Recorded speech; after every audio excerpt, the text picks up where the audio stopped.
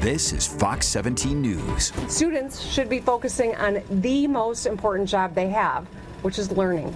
Our action today will help Michigan students succeed. Starting next school year, there will be new statewide restrictions on smartphones in classrooms. It's our top story tonight. Governor Gretchen Whitmer signed bipartisan legislation Tuesday requiring phones to be banned during class time.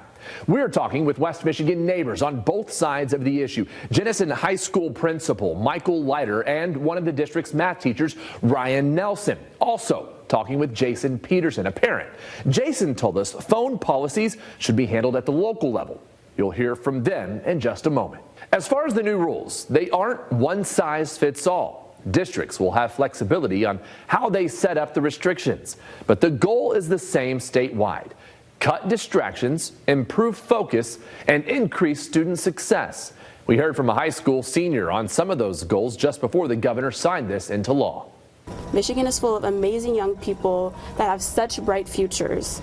All we have to do is put our phones down, be present, and pay attention, and it'll all pay off in the end. Roughly 24 states in the U.S. have already implemented similar rules. Whitmer says the schools there have seen fewer behavioral issues and less cyberbullying. And some schools across our neighborhoods already have their own bans, but that doesn't mean everyone agrees with the new state law. Our team coverage begins with Kent County neighborhood reporter Sam Lanstra. Phones can be a distraction in classrooms, but they can also connect students with parents in case of an emergency. As a parent, do you worry about not being able to contact your children in an emergency situation at a school? Or have you heard from other parents who, for them, that's the case? I feel really confident that I'm not going to see emergency situations come out where that would be a need. Well, Rockford parent Jason Peterson says he trusts his children are safe in the classroom.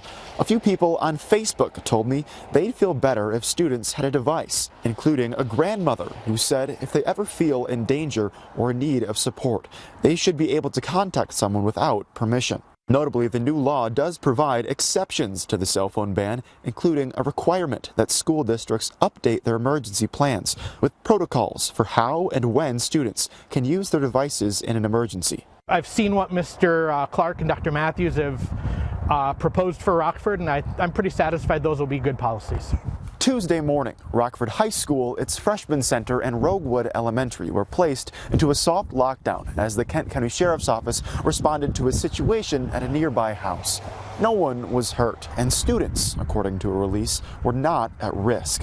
But with the cell phone ban in mind, I asked Rockford Superintendent Steve Matthews if he had heard from parents about a desire to contact their children. He said no and added, "In my opinion, cell phone bans are useful, but what is most useful are teachers who create engaging, interesting, and meaningful lessons for students.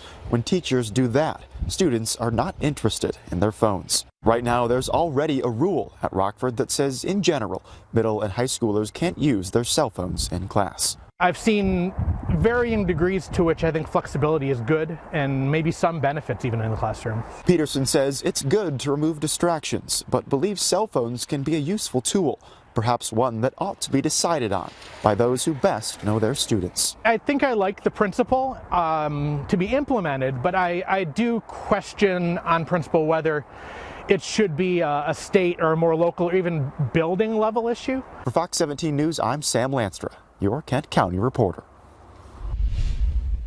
No buzzing, no scrolling, and no phones inside of the classroom.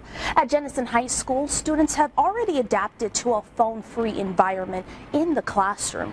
And educators tell me once the distractions finally disappeared, another thing came: focus and engagement inside the classroom. With the governor's signature Tuesday, schools statewide will now have to work to limit cell phone use in schools. But here in Jenison, the policy has already been in place for 2 years. Jenison math teacher Ryan Nelson told me that consistency has changed the tone of the classroom. It's been great. It's been minimal interactions in the negative and more in the positive. The policy is called No Cell Bell to Bell. Jenison High School principal Michael Leiter told me what led to the rule. Yeah, at Jenison High School, we went through a restructure of our student handbook about 2 years ago because we noticed that cell phones are becoming a bit of an issue without a more intentional policy in place. So our cell phone caddies are numbered. This allows us to keep track of whose phones is who's in the classroom at any given time, and it's just an easy way to check to make sure everybody is following the policy. Like many schools, leaders here did have some early concerns. Has there any been kind of concern from parents or the community about this ban? Yeah, whenever there's a big change in policy, you're going to see some pushback, and we've had a few of those. We obviously have offices open all day, and kids can call home or connect with their parents whenever needed. We haven't seen an issue with that with our cell phone policy. Hasn't been affected by that at all.